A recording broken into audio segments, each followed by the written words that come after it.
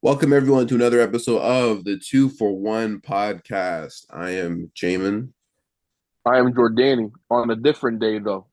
On a different day. Today, it's been years since I've seen you, man. What's been going on with you? Man, same old, man. The past 5 years, they've flown by in a blink of an eye. You We've know been what I'm doing the saying? podcast for 5 years. Okay, Yeah, bro. Two man, for one, we've 5 year uploaded anniversary. we've uploaded like 3 episodes, like in those 3 years. That's We crazy. got that much motion. We do.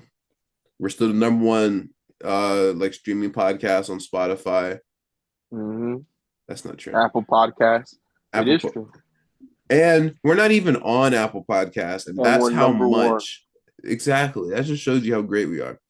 Yeah, dude. So the NBA been very interesting, recently. A lot of news, dude. I mean, currently as I speak, Luka is torching the Mavericks right now. Showing the Mavericks, he should have never been traded. Um, How much points he got right now? I know he had what, 31 in the first half? he's got What are you about going for? he's got 50? about like 38 now. The Oh, he's taking it Lakers, slow. Taking it the slow now. Lakers are up by 6. There's time left, That's it? but They're only up by six. Just with Lucas scoring that much? The heck? Everybody else yeah. everybody else taking this easy. Austin Reeves finally has like come back down like to reality after the amazing plays we're doing against my team specifically. Oh yeah. But that's for a whole different podcast episode. Today we're gonna be talking about teams that aren't doing so hot. No, I want to talk about one more thing before then.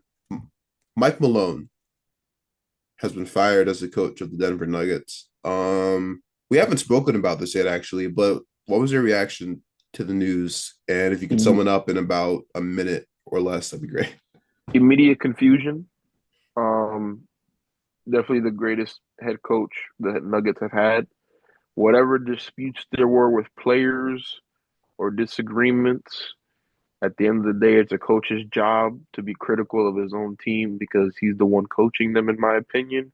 And if you can't take the criticism of your coach, in my opinion, you're doing something wrong. So if they fire him for that reason, I don't get it. And if the very least, if they wanted to fire him, you should have waited until the summer. But whatever. Yeah, man. I agree with all that. I think doing it like 4 games before the playoffs is crazy. It should not happen. But that happening kind of makes me think like will the Nuggets end up in this territory or tier of these group of teams we're going to be talking about for today's episode? These teams that were once maybe not winning rings, but were once relatively at A the few top of their pieces away. They were a conferences. few pieces away from winning rings. Yeah, they were always at least in the hunt, and they were always Mm-hmm. almost there. And now it seems like things are working out with them. Damn, What was the damn it. term that you used for it? Like Disheveled. disheveled teams. Yeah. So we're gonna talk about two mainly because there are two like really hot topics right now. I want to start off with the Sixers because it's insane what's going on with them. They're not even gonna make the play-in. They signed Paul George in the offseason. I thought at first that was a good move. Maybe not the money, but I thought it was a good move. It wasn't. I mean, Podcast P has been stinking it up. He's not even playing. Actually, him, Maxi, He's and not even Embiid are all podcast P out. no more. Not Yeah, even he's not Podcast even P anymore. podcast P no more. He's just P. That's crazy. Man, just going around people calling you He's P. not That's playoff crazy. P. He's not playing P. He's not podcast P. He's just Paul. Just Paul. That's crazy. I never realized his name was like Paul. I've been calling him PG for the long. His name is Paul. Isn't that crazy? It is. It is. All It right. is. Well, in any event, um, a lot of the future of the Sixers kind of relies on, at least the immediate near future of the Sixers kind of relies on the health or lack thereof rather of Joel Embiid. And so right off the bat, I want to ask you, given everything that's happening, because he just announced he had surgery, like given everything that's happening with Embiid, I wanted to ask you, what do you think the Sixers should do with Embiid? But I I think firstly, what do you think Embiid should realistically, be doing right now in terms of the Embiid future? needs to rest. It's just that simple. He shouldn't even play in the Olympics. I very much understand why everybody was questioning why he was going to the Olympics, especially since the team was already stacked. I don't even think he really played minutes like that, at least not, overly meaningful minutes. But he should have really just sat it out. And now he's unhealthy. Well, he's always been unhealthy, but now he's more injured than ever. Another surgery.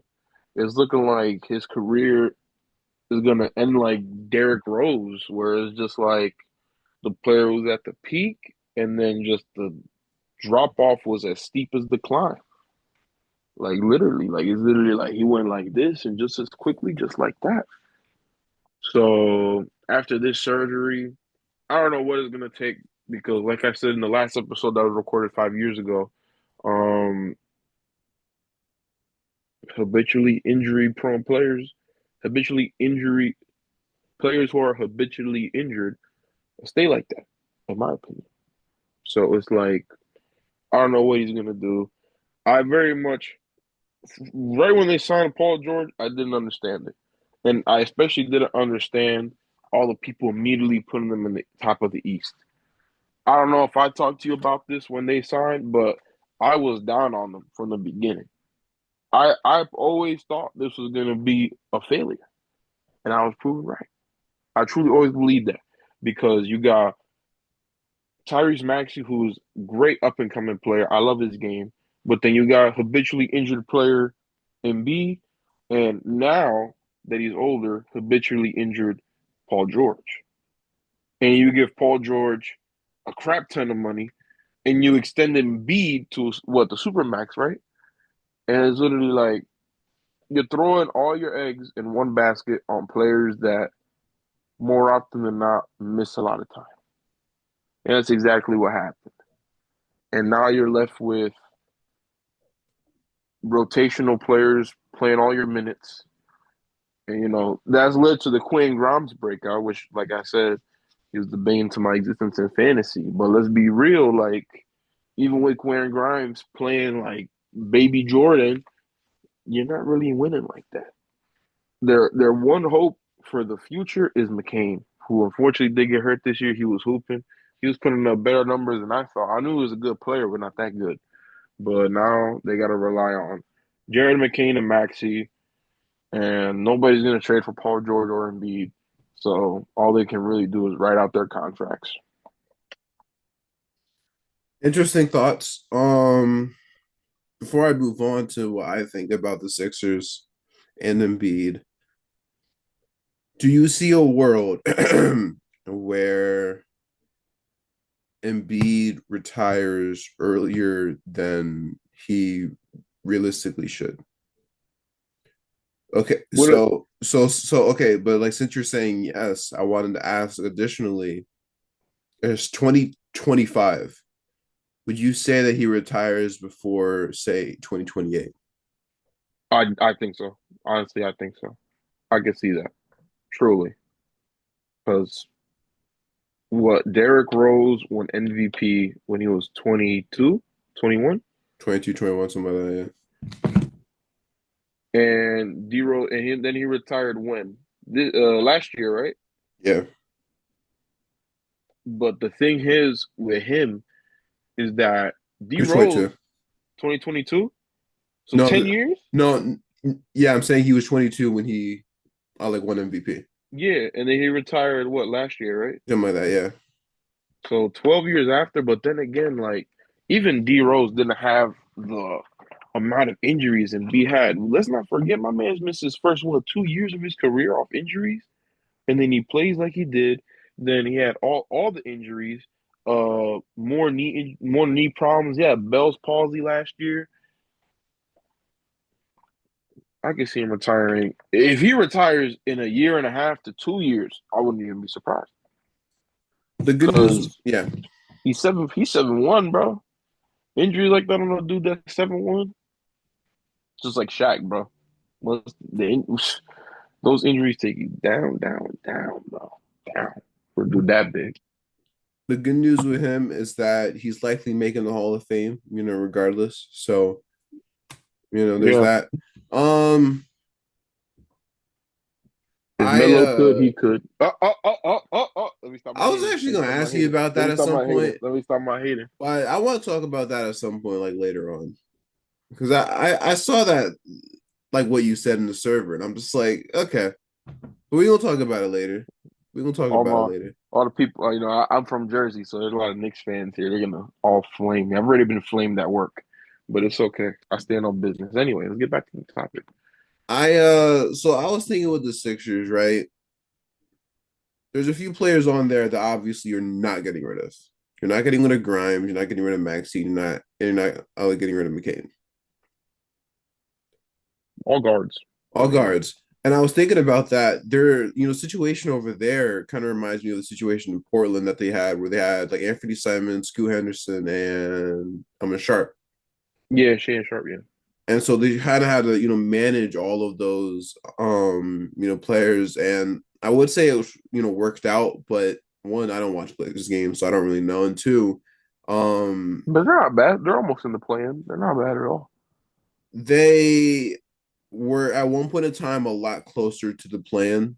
Now they're pretty far away from it. They're pretty far away. Okay, all right, because I remember them not being too far off of it. Okay. But I don't think they're too far away from making a jump where they can make the plan next year.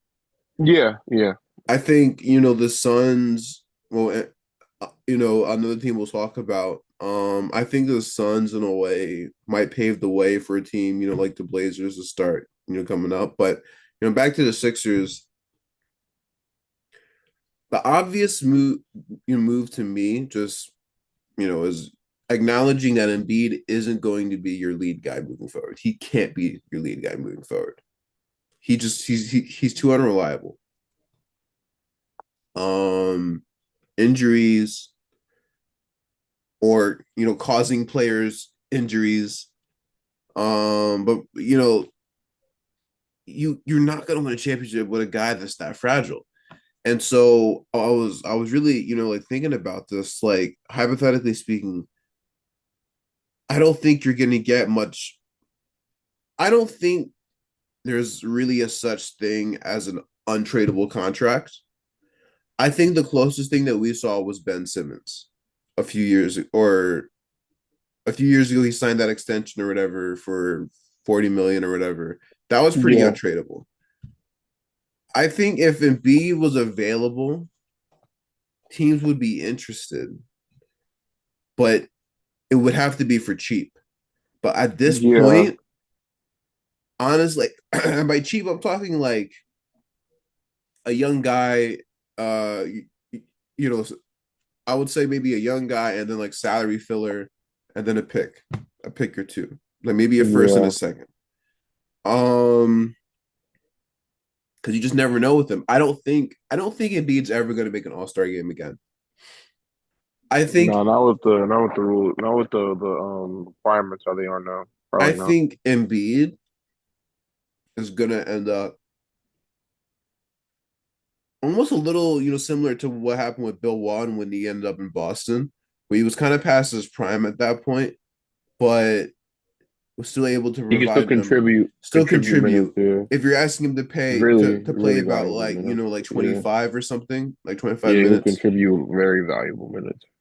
Yeah, I don't. I'm pretty sure I said. I'm pretty sure I said like Bill Walton, right? I said Bill Walton. yeah, yeah. Okay, I'm just making sure I didn't say like, not like Bill Russell or something. But yeah, so yeah, I think his future in the NBA would probably be That's like a that. good comparison. Him and Bill Walton's a good comparison. That's But I think long live the days of him being a truly elite player. He he got his MVP, but I think that stuff is done. As for Paul George, he's more tradable. I think he's more tradable than Joel Embiid. I really do. I think I could see a team that needs more offense. Maybe has a young guard on their roster. Maybe like Detroit trying to get Paul George. Nah, his contract's crazy though. But you know Nah, what though? Here's the thing. maybe like a Miami. I think Detroit would actually make sense because of the fact that they're not going to be paying a lot of other, people. I don't think they're going to be bad, like truly bad again. You're going to want to, extend Cade if they haven't already. But then you have to think about everyone else. Like, no one else is getting a max on that team. I think Yeah, Jalen is going to get a good contract. I, Malik ain't signing a max. No way. exactly. Yeah. So any young guys that they get, they're not going to be having these huge contracts. I actually think he makes a lot of sense. Maybe just send out Harris and then whatever, like salary fill you need. To go And then Tobias boom. Harris back in his native habitat of Philadelphia. Yeah. Oh, that didn't even occur to me. Never mind. So yeah, maybe that wouldn't work out. I think if they really committed to like a rebuild stage and a buyout would potentially be on the table. I think Yeah, Paul George can still be a productive NBA player. Look, he was great last year, dude. But injuries and old age, but I feel like a lot of injuries have just been the issue. I think he's at a point now, not necessarily on the same level as, my Bill Walton comparison, but I think he can end up on another team where they need him. He can probably still start, but asking him to be like the third or fourth option at this point. yeah. He ain't a number one, number two guy no more like he was the Clippers. Yeah. Or OKC or Indiana. Like, he's not that Yeah, guy anymore. which is funny Um, because I think he's supposed to be the third option on this team. he was, but with all the injuries to Yeah, himself included, it didn't work out that way. So, I think their future isn't very I would say their future is a lot better like than the Suns only because of the fact that they have Maxi oh yeah. and Oh, Jared. But at this point, bottom line, I would say the key to unlocking the potential of your guys comes in, tanking. And I think you got to at least explore the idea of trying to get rid of Embiid and Paul George. You're not going to buy them both out. You know what I mean? no, And that's like $100 million. I think they're not going to trade Embiid anytime soon, I don't think. And I still think there's a chance that he'll retire as a Sixer, maybe be like as they call it, like a tank commander. Yeah. But, I just like no one's going to really want to trade, not necessarily for him, but to trade, like for his salary as well. Yeah. Um, because of how like, unreliable he is. But again, with the comparison I just said, I think the Pistons would make a lot of sense. Because low key, this is a crazy comparison. I'm not saying that these players are on the same tier, but Embiid to the Pistons kind of gives me the same vibe of when LeBron like played with Shaq. I'm in Cleveland. Oh yeah. Like Shaq But was past his prime at that point, but he can still contribute. I feel. I'm sure he was dealing with injuries around then as well. He can still contribute. I feel. Um, and that would solve, I think, a couple problems that Detroit has. Um, but yeah, it's very confusing with them. Um, but the Sixers aren't a very likable team in general. I like McCann, I like Maxey, but Philadelphia fans are look, at the end of the day, the Eagles won the Super Bowl. I think, Sixers fans are gonna be okay. Philly said enough. For real. Yeah. They got what they, yeah, they're good. They're fine. There is another team that I want to talk about. The Suns obviously are the 11th seed right now. Things are looking too hot for them both now and in the future. The Suns, I think, probably have the most bleak future out of most, at least a top three bleak future in the league. easily. Yeah, I'm trying to think right now. No, I The agree bottom with team, you. the bottom teams are tanking, so they're gonna get top picks. The Suns don't got picks because they traded them all away. They're locked in to Beal with his no trade clause. Stupid as heck. Key is gone for nothing. Booker is just he can't be the only guy. So they're hope. I agree with you. And they traded their picks to get guys like KD and Beal over there. Exactly. Yeah. And I think that again, I mean Booker's still pretty young and he's still pretty good. KD's pretty good, but he's also, on the older side. I think trading these guys while they still have value, especially KD, who like I just mentioned is on the, older side, is in their best interest. Um I feel like if either of them go to any team, it's going to be Houston. I think Houston would want a player like Booker or KD on the team to help out with their offense and to give them a like a Yeah. much needed vet. Um, but I mean, how do you feel like what do you think they should do with Booker? And I'm not even going to mention Beal because he has I'm a no No trade trade clause. So, clause. but like, what do you think they should do with like Beal and KD? And do you have any like teams in mind? So let's pretend that we're in the off season and they're going to blow everything up. What would like strive to do, or at least like what do you expect to happen? Lakers scored 45 and Lakers won. Just got the notification from Bleacher Report. Nice. But um trading KD I think is the move because with Booker they were able to get to the finals with a properly built team because when I think of okay, this team was once good, now they're pretty bad. What was the formula that they used to be successful in the past? And their formula was a deep roster with a superstar in Booker and then players that complement Booker. And the sort of players that complement Booker are someone like Chris Paul, a traditional a traditional point guard. He can pass, plays good defense, he can shoot. Um, and you had a bunch of players that played their role really well. You had a Cam Johnson, you had a Mikal Bridges, you had a DeAndre Ayton, a bunch of, not crazy good players, not the name like Bradley Beal or Kevin Durant, but people you can slot in, they play their role, and you let Devin Booker play his game and he shines, and those guys do what they got to do. DeAndre Ayton, he's a big man. He'll grab his boards. He can work the low post around the basket. Mikal Bridges was a good sort of Swiss knife army player. He does a little bit of everything. Cam Johnson was a solid player on offense. He's good defensively too, right? Cam Johnson, he's He's pretty good passable. defensively. Yeah. And then Chris Paul leading the offense, and you just literally let Book cook. That's what worked for them. So in my opinion, get rid of friggin' KD. If there was a team maybe to trade him to, I really have no clue. I guess like maybe him to the Rockets, I was thinking Houston. maybe Rockets. Yeah, you can get like maybe a Fred VanVleet.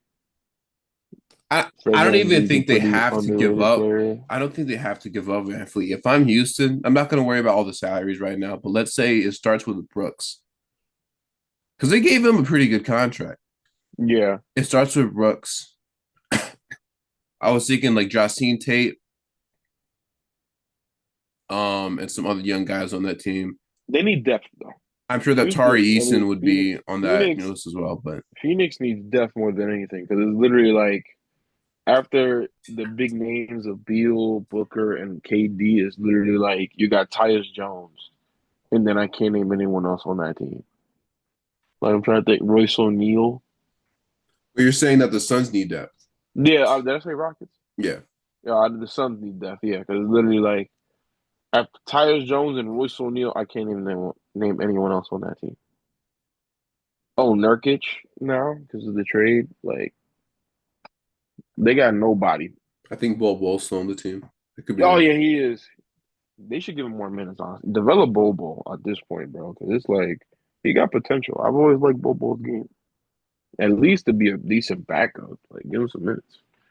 Let him develop. But they need to rebuild. I think they definitely need to rebuild, restructure, move on from KD, and try to replicate what led them to success in the past. Because they were what a game away from being champions. So Yeah, I one game or two games away from being think too. champions. Yeah, So yeah. They lost four straight. So, um, so I think having Beal be your, like tank commander isn't a bad start in terms of trying to get back some of those assets. And I think, one of the most underrated aspects about trading KD and Book isn't just starting over, but it's trying to get some picks back in return. yeah, You can get a good amount of picks back, like for those guys, I feel. Especially Booker definitely. because he's younger. Man, a team Um, that wants to win now, especially, they'll give up their picks. Man, I would love to see Booker on Orlando. They need a That would scoring be guard great. so bad. They need a That would be scoring bat. great. He would be a great vet for, like Paulo and Franz. He's been to the finals as, one of the like lead players. Would be a great vet in my opinion for I them. was thinking Magic, but I don't know who they would give up. Neither do I. But they I think they got to get that done somehow. They got to make a trade at some point. But I don't know. All I know is my team doesn't have to worry about the future because we got a No, good me present neither. and a good future. Me neither. You don't either. Like for once, being a Laker fan, at least you guys got Luca to lead your future now, as opposed to like maybe AD. I mean, even Reeves is like has like suddenly turned himself into almost an I'm all glad they star didn't caliber trade player. Reeves. I remember at the trade deadline, they were talking about trading Reeves. I'm like, whoa, bro, why? I was literally like, why trade Reeves out of all players? Like, bro, this guy is a great third option here. I know he's not an amazing defender, but sheesh. At least he's good offensively, bro. Really good offensively. Sheesh. He is very good offensively. Yeah.